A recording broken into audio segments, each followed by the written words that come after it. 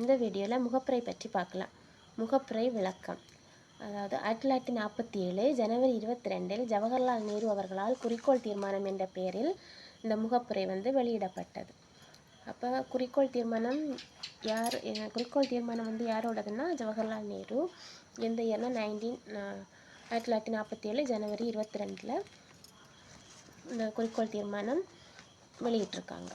அடுத்ததான் இது முகப்புரை எங்கேருந்து எடுத்திருக்காங்கன்னா அமெரிக்க அரசியலமைப்பிலேருந்து எடுக்கப்பட்டது.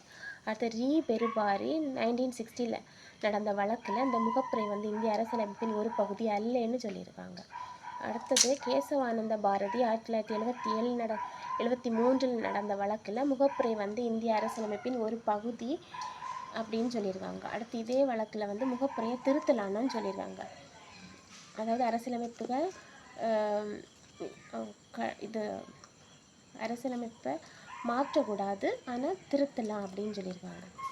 எஸ்ஆர் பொம்மை 1994 வழக்கில் முகப்புரை இந்திய அரசியலமைப்பின் ஒரு பகுதின்னு சொல்லியிருக்காங்க. அடுத்தது 1976 ஆண்டின் 42வது சட்ட திருத்தத்தின் மூலம் சமத்துவ, சமய சார்பின்மை மற்றும் ஒருமைப்பாடு ஆகிய சொற்கள் சேர்க்கப்பட்டது.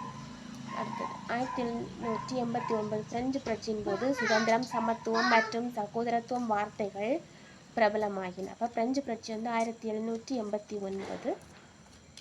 அடுத்தது 42வது சட்ட திருத்தம் 1976 ஆண்டு நடத்தியிருக்காங்க. நன்றி.